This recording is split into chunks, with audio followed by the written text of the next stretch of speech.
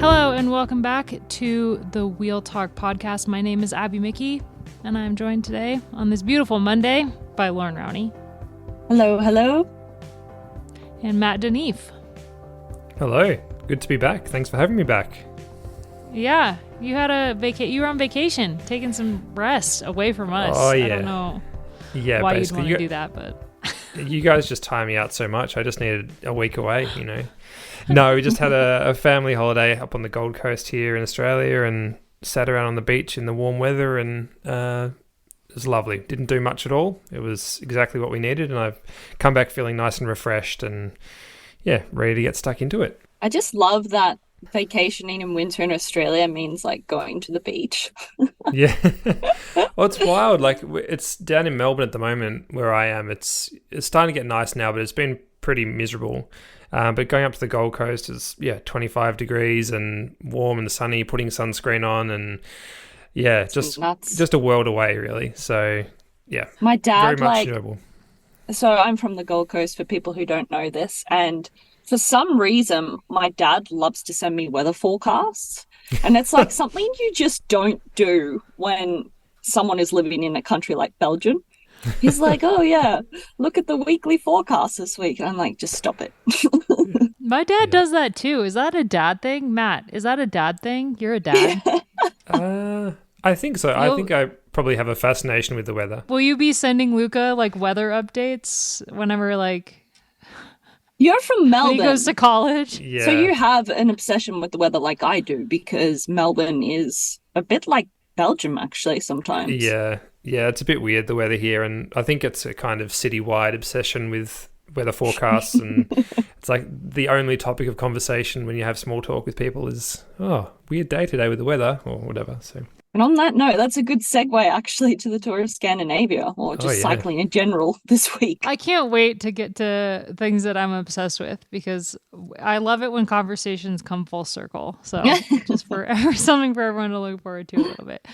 Let's chat about the Tour of Scandinavia. Before we dive in, this episode is brought to you by the members of the Escape Collective.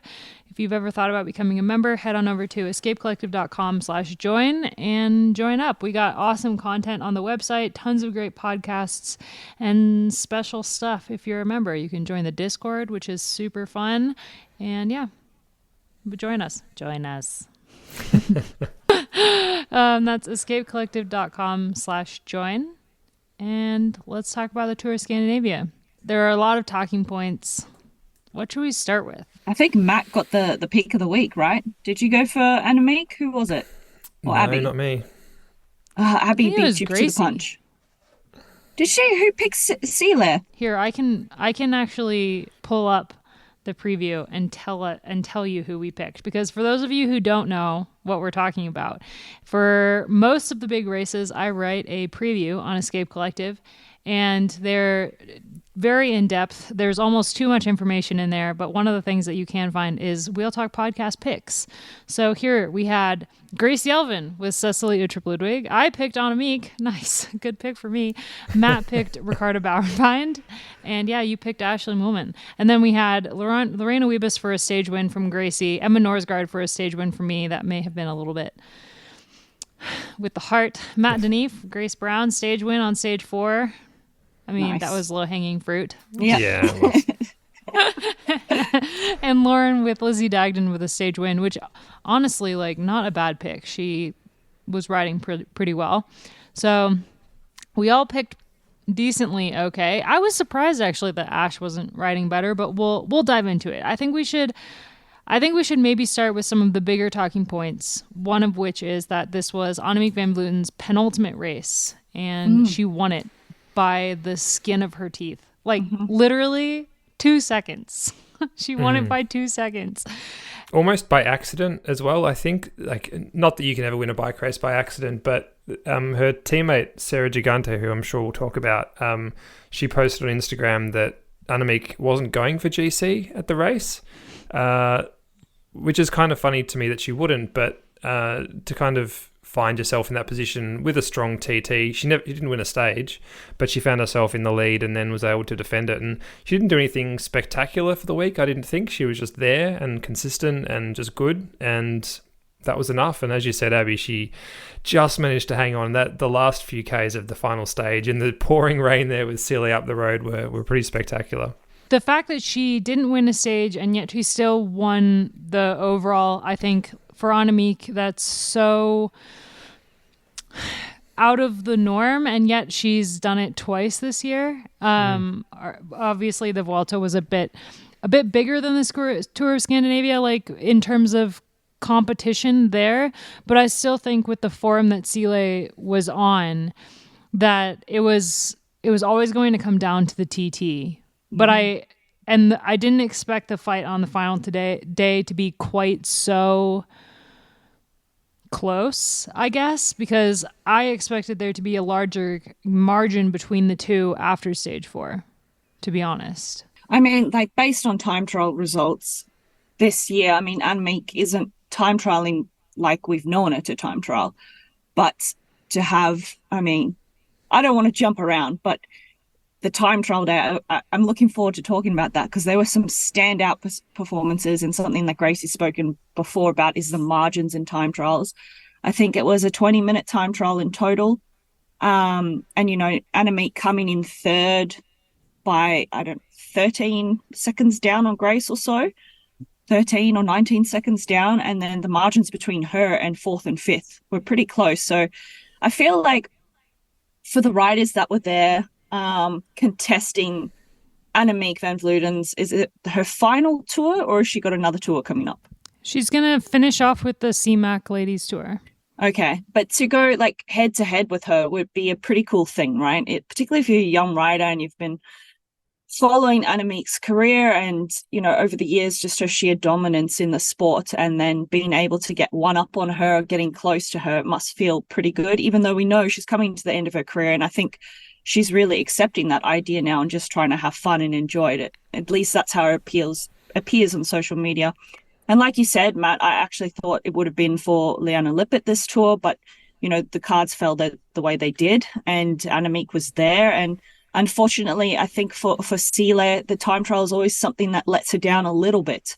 And it was a short time trial, but it was enough of a deficit that she couldn't just quite get that margin on her. And I do wonder with the mountaintop finish, if there could have been more time made there, or, you know, your thoughts on that racing. Do you think she raced conservatively on the mountain stage, or? Yeah, let's jump back a little bit. So maybe we go stage by stage a tiny bit. The first stage, there's not like a ton to talk about. Another Lorena Wiebes victory. She's up to 70 now after she won the third stage as well. But one of the major talking points on that stage was Sealy and her late race attack that almost ended with a stage victory. And she came just so close and really just got caught because if Wiebes sees a finish line, she's going to sprint. So it was only Wiebes and Elisa Balsamo, which so awesome to see her kind of back up in the top end of the race after her crash in Ride London. And Sealy, I think from the get-go, she was showing incredible form already in that first stage. So come the second stage, the mountaintop finish, or kind of like mountain plateau finish. Yeah.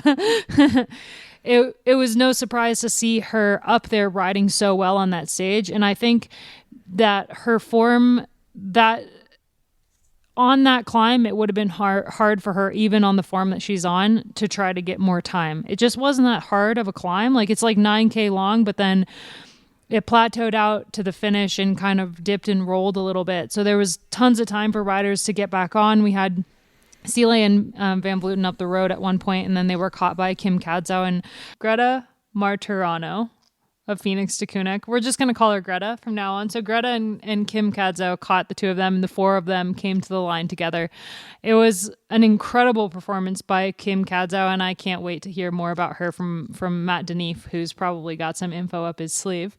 But Sealy took the win, following up on the same. She won the same stage last year, but from a different direction. And I think from that direction, the climb suited more time gaps going into the rest of the race. But I think this direction that they hit that climb, there just wasn't enough climb to try to get more time. And even so, it's on a meek. So I think it was going to be a really hard win for her to take, but she still rode so well on the second stage, the first stage and the second stage and the last stage to win that mountaintop stage. Yeah, and I think that it was a nice little storyline that it gave us with Sile missing out on the first stage on her birthday as well, and then the kind of vindication of the second day of sparking that move that got away on the climb, and then being there in the group of four, and then overhauling Van Vleuten in the sprint to win the stage on the same stage that she won the previous year. So yeah, nice little storyline there. And I just had a note about Sile. I think, she obviously hasn't had the best season of her career, and it's been a frustrating one for her. But gee, when she's in good form and in confident form and willing to attack, it's so good to watch. She's such an exciting rider compared to when she just sits back in the bunch. Like when she's on the move, and she was attacking three of the four road stages here and won two of them. It's just such a good thing for the race. Yeah, exactly. And for women's cycling, she's a really exciting rider, like you said, Matt, and she always lays it on the line when she does have the form and confidence. And it's so nice to see riders like that back it up at the end of the season. I mean, with the bronze medal at the World Championships, her interview was fantastic after that. It was just like winning gold almost for her. And, that's how I see Kasia Niewiadoma, as one of those exciting riders too, who would just throw everything at it. And, on that last stage, the chances of her taking the GC were so slim, but then when she pulled that last attack, it was just beautiful. So good to see her in good form and spirits again, and the camaraderie between her and her teammates was nice to watch too. Yeah, I like that comparison with Kasia too. I think, to me, both of them are riders that are appealing to watch because they're not prolific winners. They're not your Van Vleutens, they're not your Wiebuses who win a lot and you kind of get used to it. They're riders who have to fight so hard to get a win. And so when we see them on the attack, you're supporting them, you're rooting for them, you're barracking for them. And to see that is great. And then to see Sile win and in a home race as well. Yeah, it was just very cool. I think just touching on Lorena there, I was having to think about it yesterday, and I want your opinion on this, but would we say that, Lorena is fast becoming the greatest female sprinter of all time in women's cycling, but the most diverse sprinter in terms of, I've been trying to rack my brain as to other sprinters who've had the climbing capacity that she has, like to win these super, super hard stages that normally you would think, when we look at the men's peloton, it's not so much, but I don't want to compare the two. But for me, Lorena, I know Giorgia Bronzini, there were times in her career that she could climb very well too, even, Joko Tudenberg, but at this capacity, I don't think so. Her win on stage 3 was incredible. Like, I feel like that for her, we pigeonhole her a lot into being a pure sprinter, but she's definitely not. And I think it's just goes to show what an incredible bike racer she is and how much she wants to win. Like, we heard it said over and over at the Tour de France Femmes avec Zwift that, like, she just wants to win. Like, she just wants to win bike races. And I think that being the progression of her career, she's always been a really good sprinter. And I think now it would be impossible to say that she's not one of the best female sprinters that we've ever had. Just in the amount of wins that she's racked up in the last 3 years, even if you just look back 3 years, that's where most of her wins have come. And she's at 70 now, but she's also just developing as a rider. She's still really young. I think we forget how young she is because has so many wins under her belt and so many like high profile wins as well, that she's still very much kind of finding who she is on the road and what type of rider she is. So I think while we would say, okay, she wins in the sprints a lot, she's a sprinter. She's so much more versatile than that. And we saw that on the stage of the Giro d'Onna, where she was second behind Van Vleuten when Van Vleuten was solo, that she won on that that short poppy. She was second on that short poppy climb, but also her acceleration coming into that climb was just incredible. And the same goes for this third stage, where she said it wasn't so much a sprint as like a 1 minute effort. And yeah, it's just amazing. I mean, it's crazy to me that she's not like on the track more, actually, with the power that she has. I was just thinking that when you were saying like 1 minute effort, should be phenomenal. But again, she's a young rider, so I feel like there's just some riders who can be almost chameleons in their lifespan of a professional athlete. Because if she continues on for another 10 years, say, she could, maybe Tour of Flanders is a huge goal for her, but she needs to maybe work on a little bit more of this and then take away a little bit from the sprint. I don't know, but even if she takes away 2% from her sprint, she's still the best sprinter in the women's peloton by a mile. Just to put a punctuation mark on what you guys are saying, I had a look at some stats on on Weebus, as I like to do, after your race report, actually, Abby, on Escape Collective, about her reaching 70 wins, and just to see where that put her all time. Because as you said, she's young, she's only 24, so a lot of racing is still ahead of her if she wants to. She's 11th on the all-time list already at 70 wins. There's only 2 active riders ahead of her, with Van Vleuten at 104 wins and Voss at the top with 248. 248? 248. And yeah, if Wiebes takes 5 more wins, she'll draw equal with Leontine Van Moorsel in 10th spot. So it's pretty incredible at 24. Who knows how much longer she'll race for, but she'll get well up into probably the top 5 of all time, I'd say. Can anyone do rapid fire math? How many wins would she have to take if she races for the next 10 years? How many wins a year would she have to take to beat Voss? Wait, Matt, a question for you. Does that include cyclocross for Voss or just road? This is just on the road. Road only. Just on the road? Good God. Sorry. Wins on the road. Yeah. On the sprinter question, Loren, the only sprinters ahead of her on the list are, that I can see, Giorgia Bronzini with 94 wins, Kirsten Wild with 109. Oh, of course. And then Ina Teutenberg with 149. 149 for Ina. Assuming we don't count Voss as a sprinter. No, she's definitely not. She's not. Okay, so that math shouldn't be too hard. She needs 170 wins. 17 a year. 17 a year. For 10 years. That's totally doable for her. It's completely doable. I think we could go on so many tangents right now. Like when a young rider is just so successful in such a short period of their career. Like it was kind of like she came on the scene. It was bam, this is Lorena Wiebes. That they get to a point where by the time they're 29, 30, they're like, yep, I've done it all. I'm out. I've earned my money. I'm going to go do other things. I don't see her getting like burnt out on the sport at all anytime soon. She just loves it so much. You can see it in all of her interviews how level-headed she is. She's not overly emotional in any which direction. She's just kind of the way that she is. But she also just has so much fun racing her bike, and you can tell like in the way that she races, the way that she moves. I just think I'm just so excited to keep watching her win 17 wins a year for the next 10 years. Let's start the campaign for it. Vivus for G.O.A.T. All right. Yeah. No. Boss forever. Is that sacrilege?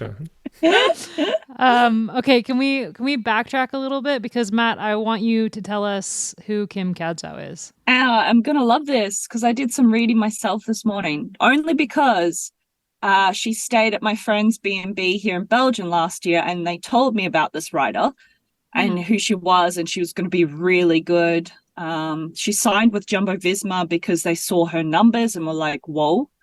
But Matt, you fill in the rest of the details. Oh, it sounds like you know more than I do. I just did some reading today because I'd obviously seen her around and that, but I was very impressed with her over the last week and wanted to learn more. But yeah, she's a 21-year-old from New Zealand. She started as a triathlete, only really turned to cycling properly in 2021. She won the New Zealand Under-23 Time Trial Championships that year. Raced with the Continental team the following year, where she got 5th in the Mont Ventoux one-day race.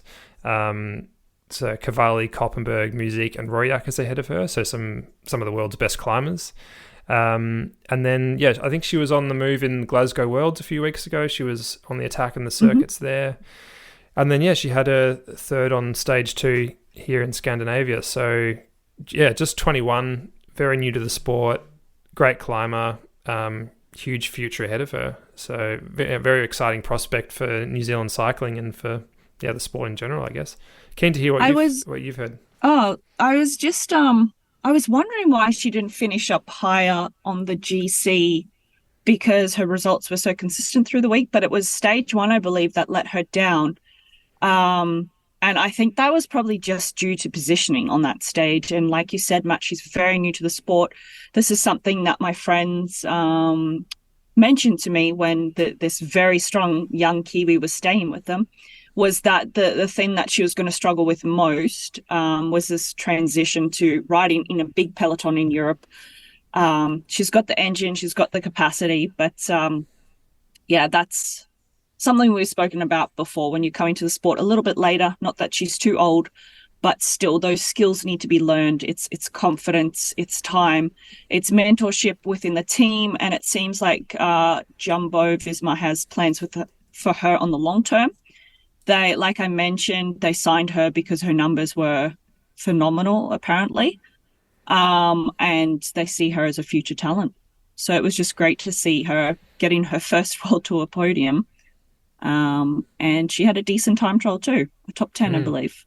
Yeah, 8th. Very good result. Yeah, let's talk about the time trial a little bit, because that was obviously the kind of one of the pivotal stages when it came to the GC, with Annemiek getting some time on Cecilia Ludwig and moving up into the leadership. Another awesome time trial by Grace Brown to take the stage, and she took it a pretty massive margin on such a short time trial, 19 seconds over Amber Crack, but still a really great ride by Amber as well. And massive shout out to Laura Hansen for an incredible ride to finish 4th on the day, and seeing her sit in the hot seat for a minute was pretty awesome.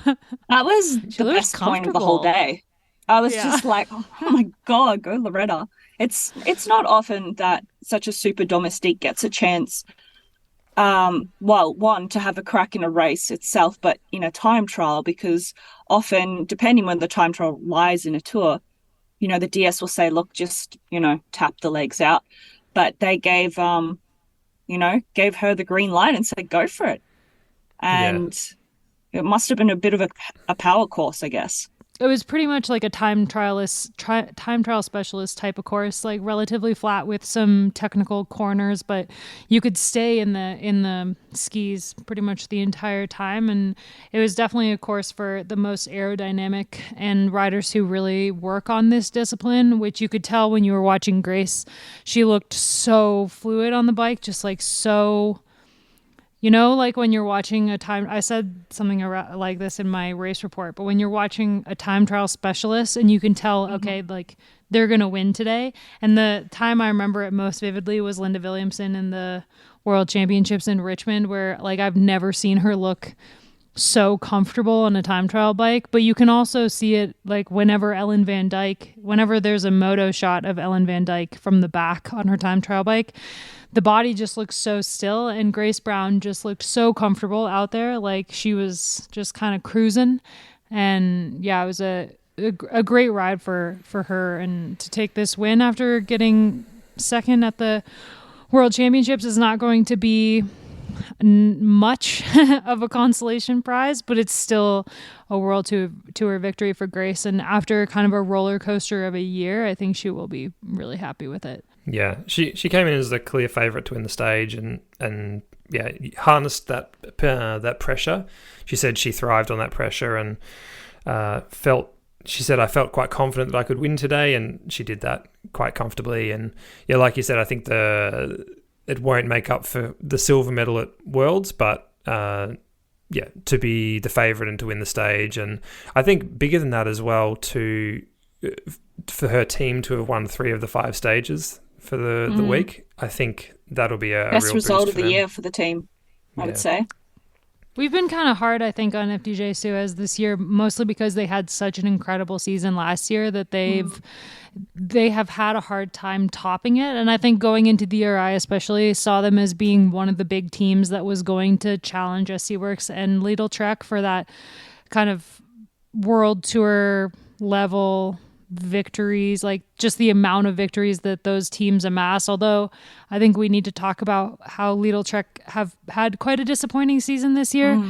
But yeah, FDJ Suez, like they've really come into the end of this season just flying. And I think part of that is that SC Works maybe have burned themselves out a little bit. I mean, obviously, like Weebus still looks like she's on flying form, but if you look at like what happened with Marlon Rosser at the World Championships, and that Demi is now taking a little bit of a step back to kind of just rest a bit at the end of the season, I think that maybe SC Works have burned themselves out a tiny bit, but FDJ Suez, I love to see them winning because it's just such an incredible program. Like I talk about it all the time, but I just love the way that they take care of their riders. And you could tell like when Sile won the final stage and her and Grace just like kind of on a pile on the ground, like they just all really care about each other and care about racing for each other. And so it was awesome to see like Grace take the win when the team otherwise would have probably been a little bit bummed with the loss of the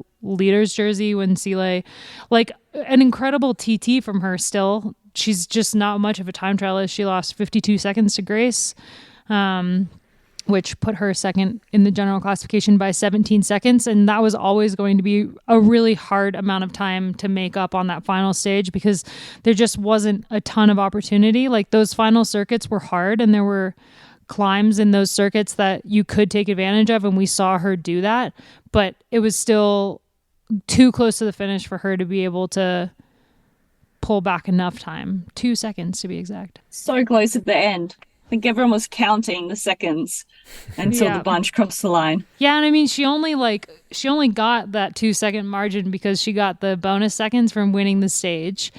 And then it was really kind of lucky for Van Vleuten that because when Sile attacked and everybody just kind of looked at Van Vleuten, like her attack was like, I was cackling a little bit when she attacked because Movistar was going so hard on the front and she was going just a tiny bit faster. But like the second that it was her attacking, everyone just looked at Van Vleuten like, okay, this is on you. And the speed in the bunch just plummeted. And like Van Vleuten was doing all of the work to try to bridge back with Liana Lippert on her wheel, which I just was like, all right, like bold strategy here. But then it was the classic Lorraine Wiebes. As soon as she saw the finish line and started sprinting, all Van Vleuten had to do was finish in the wheels. Exactly. So it worked out just perfectly. I think like, if anybody was watching that, like, what? Why is Van Vleuten working? Why is Liana Lippert on her wheel? It was just the sprinters are going to sprint and that will close the distance for them. But It was still just like such a great win from Sile to take the second stage of the race for her. And also to win on home soil as a Dane was pretty awesome. Yep. Can't argue with that. And the pouring rain at the end there as well. So good. The camera shots of Anya Lau being the last of the breakaway riders, just absolutely thumping down rain, and then she gets caught and then Sile's attacking. Just very atmospheric. And Sile made some comment about that in her interview afterwards, like, oh, welcome to Denmark or whatever, We're Vikings or something. Yeah, something like that, yeah. She's such a character. Her interview, like after she won the second stage, the mountain stage, was so bland too. And I was like, oh man, that it's a hard effort when Sile can't even give an interview. It's funny with her, like when she's on, she gives some of the greatest interviews like we've just ever seen in the sport, like hands down, male, female, doesn't matter, best interviews ever. But then other times, and I saw this a bunch at the tour where she wasn't doing as well as she has. She's just can be very muted and very understated and very unanimated as well.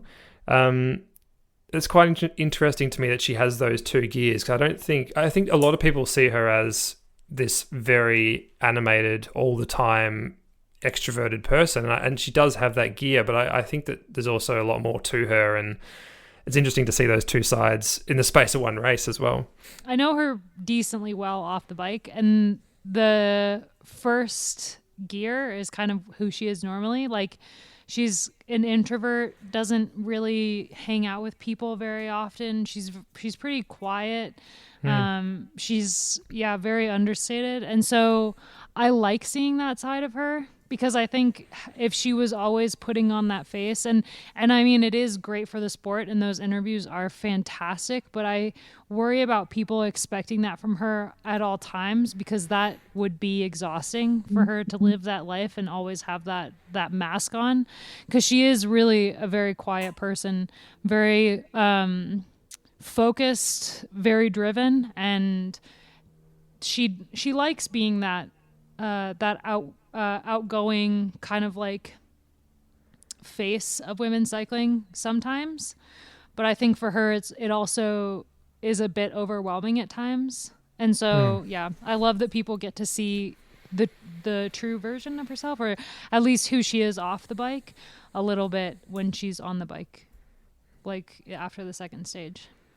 I know I speak for you as well, Abby. I'm not sure about you, Loren, but I know as introverts, it often takes a lot of effort to put yourself out there and to be animated and expressive, and you often just do need time afterwards to kind of come down and recoup your energy. So I could definitely see that if she is an introvert at heart, that would take a lot out of her to be the smiling, bubbly, effervescent person that we know her through her interviews as. But I mean, an awesome win for her to win like both stages, and for Grace to take a stage, and then Lorena to take 2 stages. So I think if you're looking at the results only, like just the stage winners, it might have been not as exciting a race as maybe we'd thought, but man, were there some really incredible points in this race. And Celia's attack on the final stage for me just kind of wrapped up what was a really awesome 5 days of racing. With not only did we have some very deserving winners, we also had some riders sneak in to the top 10 overall that I think are worth keeping an eye on for the future. And one of the great things about a race like this, like after the Worlds, after the Tour, when the season is slowing down a little bit and some of the big riders are taking some time away from the bike, is you have riders like Amber Crack able to land 3rd overall on the podium after an incredible time trial and just consistent riding.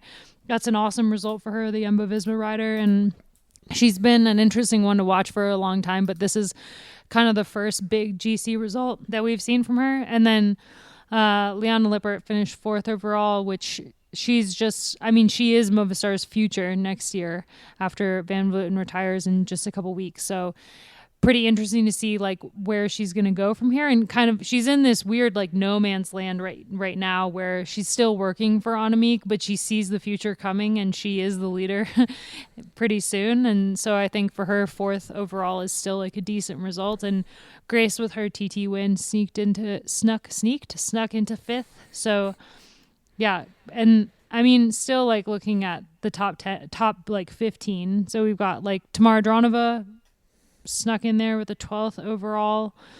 She keeps being super consistent, a really interesting rider. If you didn't see Matt's feature on her over the Tour de France Femme avec Swift, I highly recommend that you check it out, because it was a really awesome piece that he wrote. And yeah, some interesting ones. Yeah, Amber Crack is quite interesting to me. I didn't know much about her, and I didn't realize that she was a former rower and a world champion actually as a rower. So which would explain why she's got such a good engine and such a good time trialist. She only took her first pro win just a couple of weeks ago at Le Périgord, with the solo win, and I think, yeah, some good signs for her. And like you said, Abby, really cool to see riders like her getting the opportunity to shine as, you know, later in the season, and I'm excited to see what she can do in the years ahead for sure. She's with Jumbo-Visma next year as well, I believe, so one to keep an eye on. Which is actually, I don't know if we want to talk about it, but it seems like a few riders are leaving Jumbo-Visma at the moment, and there was a bit of a discussion online about that. But she's obviously signed through to the end of next year. But yeah, with the transfer season open, there was I don't know, someone commented and said, what's happening with that team at the moment? Is anyone left but Voss? I think that's maybe a little bit over dramatic. There's a lot of riders on that team that are really happy to be on that team. Brianna Marcus is obviously thriving in that environment. Anna Henderson really loves that team as well. Like I would be shocked if she were to leave. I think like Corinne leaving is something that we probably could have foreseen coming. But I don't think there's been more riders exiting that team than other teams. I feel like talking about like Lidl Trek on the heels of this race, kind of some great rides. Like Lizzie looked like she was doing pretty well in the beginning, the first couple stages, and obviously Loretta had a great TT. But Lidl Trek have had like a pretty disappointing year as the team that they are with the riders that they have and the budget that they have. They've had, the first couple years they came onto the scene and they were already winning huge races like Paris-Roubaix, Femme Swift, and stuff like that. And the women's Lizzie taking the women's tour right after having a baby and everything.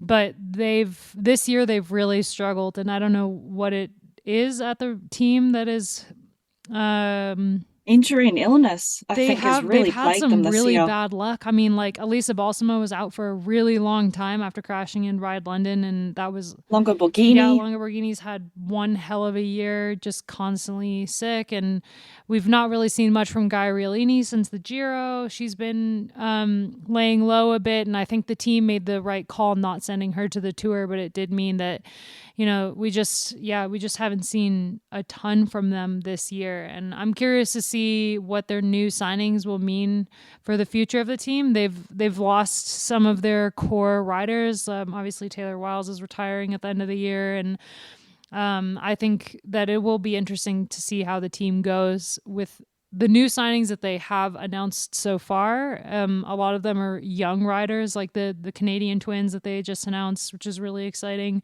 But they're primarily on the mountain bike side, so I'm curious to see how they're going to transition onto the road. But I don't know, am I like misplaced by being a bit disappointed with how the teams raced this year? I think it's just circumstantial. You think about they're big winners. If we look at last year, Elisa Balsamo wearing the World Championship jersey, that was last year, 2022. Yes, she won a ton of races. First year with Trek, and she was, I think, their number one winner. Lizzie Deignan, who has continued to win, has obviously been off on maternity leave for a while. She's just getting back to her best again, so I'm sure next year she'll be flying. Ellen Van Dyke, a key player in the team, has been out as well. That's had a massive impact, I'm sure. Brody Chapman as well. And then, of course, Brody Chapman's left FDJ to go there, but has had also an awful year with just injury and illness, and it's just she was riding so well before she crashed in that early spring classic, and then it's kind of just been a roller coaster since then. I think one of the big disappointments was that they didn't take advantage of the new maternity leave rules to fill Ellen's spot with another name, because I think that with the amount of riders that they have on the roster, the amount of races that there are in the calendar this year, and the fact that their riders have been sick all year, that means that empty spot that they could have filled when Ellen left for maternity leave was very empty. Like, had they filled that role with a rider that could have, obviously they can never replace Ellen Van Dyke, but say they picked up one of the riders that was left high and dry after the B&B Hotels fiasco, or any rider that like could have been picked up from like a lower level team or anything, that would have at least taken a little pressure off a couple of the riders that I think that they've massively overworked this season. So I think that that's kind of part of the problem from my eyes. I do think that they will look back on the season and see that there are some positives to come from it. I mean, obviously the emergence of Gaia Riolini is a big one. Shirin Van Anrooy as well has really stepped up this year with her win at Binder, was it early in the season? And they're both with Little Trek through 2025. So, yeah, some great young riders to build around in the years to come. Lizzie's been great in the last few months. And yeah, they've still won a handful of races as well along the way. So I think overall, yeah, a frustrating season for a bunch of reasons, as we've discussed. But there are positives to take. And I think they'll, after the off-season, they'll come back next year and feel like there's a lot to work for. I think they will be coming in like just flying into next season after all the bad luck this year. You'd think they've got it out of the way. So I'm excited to see how that goes. Actually, speaking of maternity leave, it was just announced on Instagram that Julie Leth is pregnant, which is awesome. What? Yeah, Julie Leth is pregnant, and she is planning to come back. Her goal is the Madison on the track with Amelie D. Derrickson next year. So that's really awesome to see. I mean, I know like she's wanted to start a family for some time, and Uno X has just made it such a integral part of their system that their riders can have a baby and come back. I just saw Joss Loudon in Girona with her tiny baby. So really excited for Julie and can't wait to see her come back next summer. It's really cool. This is just, I've got a big smile on my face, but it's just crazy to think that this, like, I mean, knock-on effects since Lizzie and Trek, she left SD Works basically because they didn't think it was possible to combine the two, and for her to come back at the age she was and still be as good, if not better, I would argue, in a lot of ways. And there's so many riders now, and it's just amazing to me how quickly they bounce back too. So women are just amazing, really. Amazing.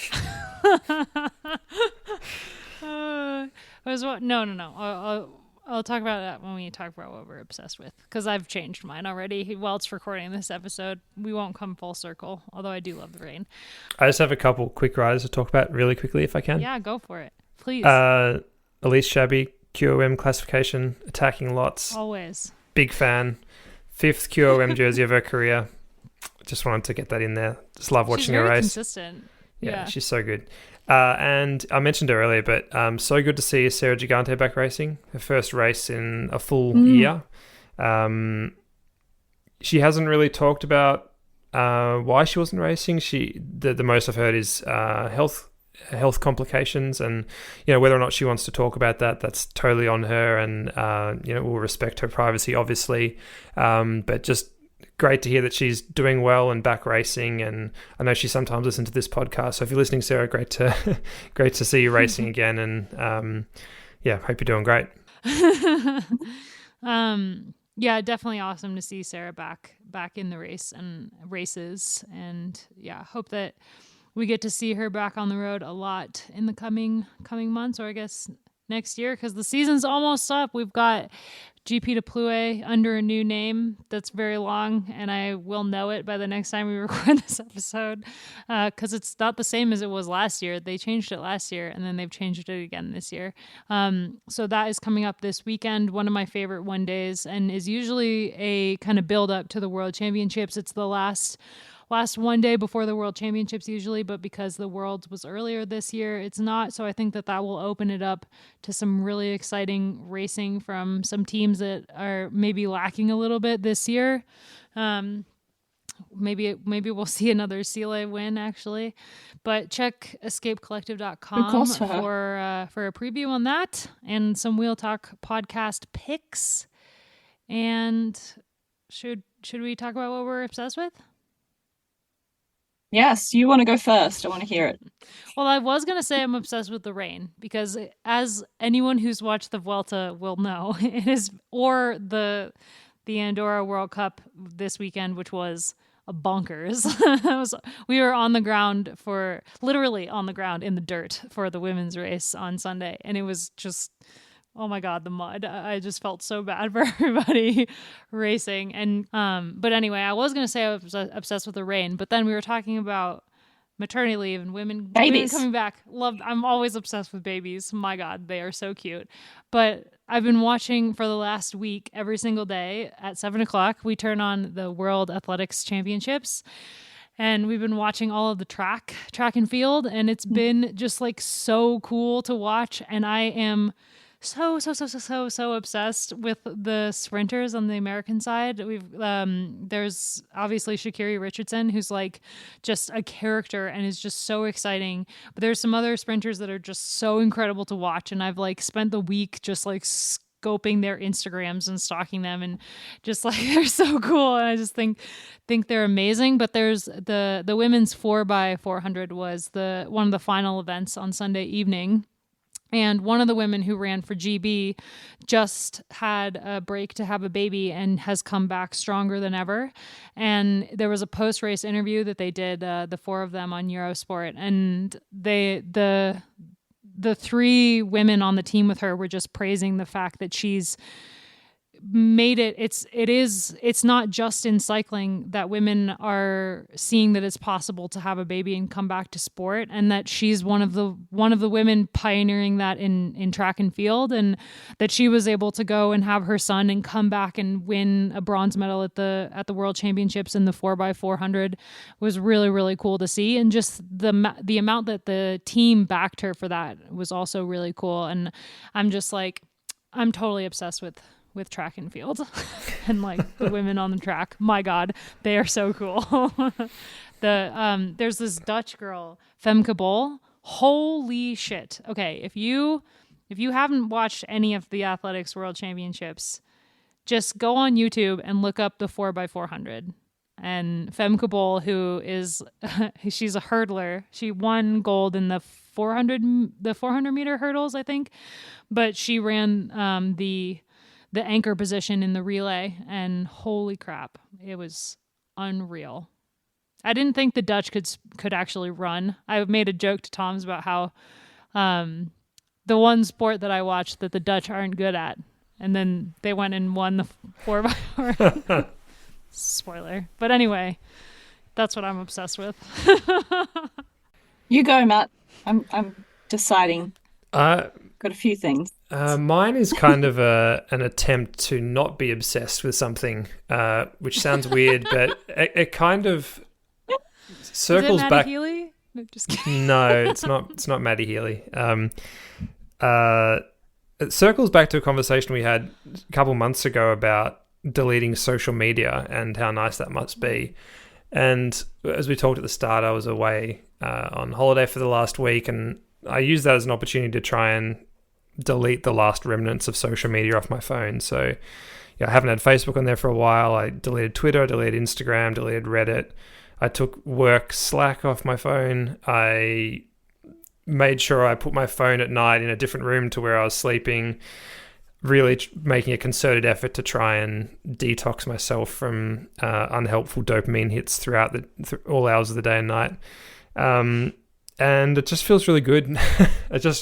I knew it would, but it's just so hard to extricate yourself. And I always kind of told myself that I needed to be on Instagram and Twitter for work stuff. And look, I probably do, but I'm going to try and make an effort to do that when I log onto the computer at work, rather than just having it on my phone constantly and using Instagram to fill a gap of 3 seconds while waiting for the microwave to finish or whatever it might be.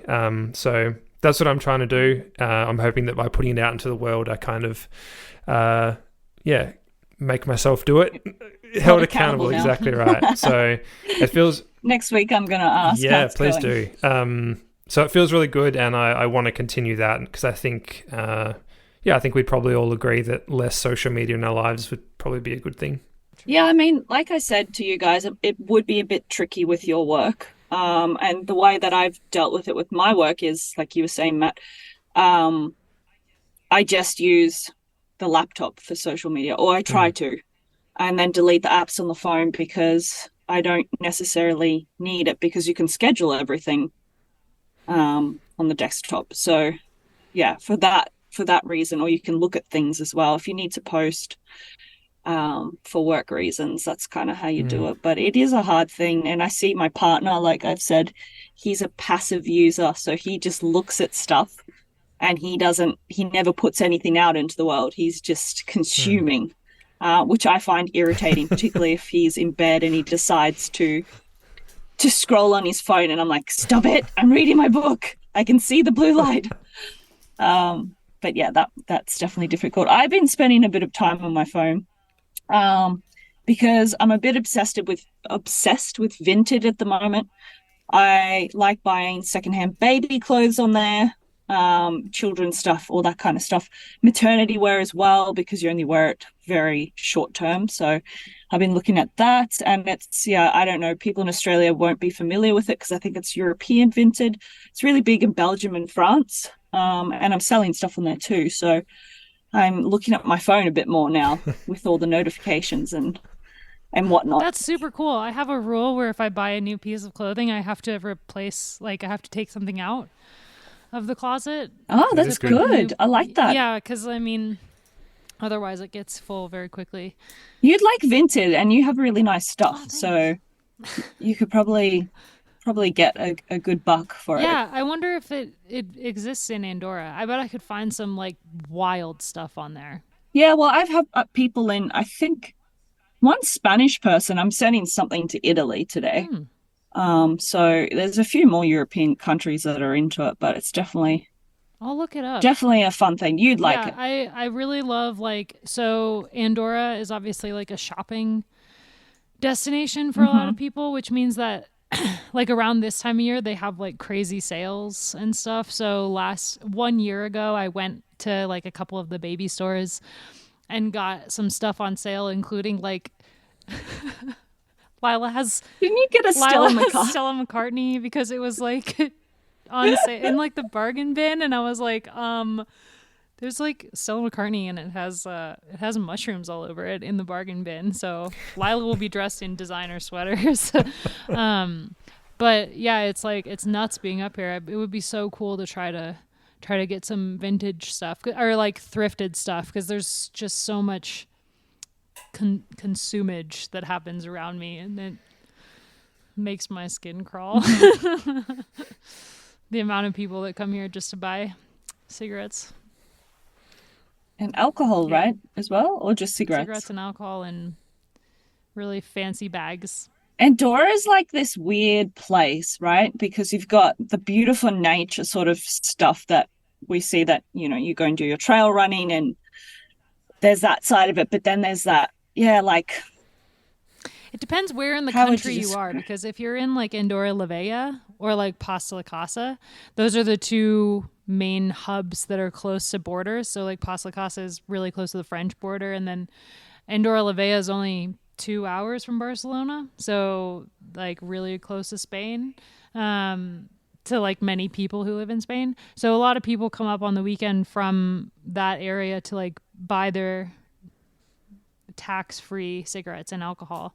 So the weekends will just be swarming, and then the weeks are like beautiful because it's so quiet throughout the whole country, and it is just like where we are, we don't really ever go to La Vella or Pasta la Casa. We're in this like incredible little valley that doesn't have like any shopping or grocery stores, and like one really awesome little coffee shop, but we're just surrounded by mountains. So it's like, it is a really weird country, and it's only like 40 minutes from one border to the other. So it's like really not big at all, but yeah. The World Cup this weekend was super cool. Seeing like a ton of people there to just watch the bike racing, and yeah. I'm so jealous. And not for the weather, and the downhill's cancelled, Yeah, I right? think because of wind, but I heard from Postponed. people on the ground that it was like a lot to do about nothing, because the wind wasn't Okay. actually that bad, but they just like preemptively got nervous. Yeah, but the Vuelta's coming through today. All the roads are shut. There's like 2 roads in the country, and they're closing them both down for the race. Bloody bike riders. They're so entitled, you know, like they just think they can come in. Yeah, I'm gonna pick Lila up from daycare, and we're gonna walk over to the main climb of the day and watch everyone ride by, and it'll be sweet. It's only like the first climb, the Ordino climb, is like 200 meters from the door of her daycare, so we're just gonna kind of like make our way over. It'll be cool, and there's actually sun coming out now.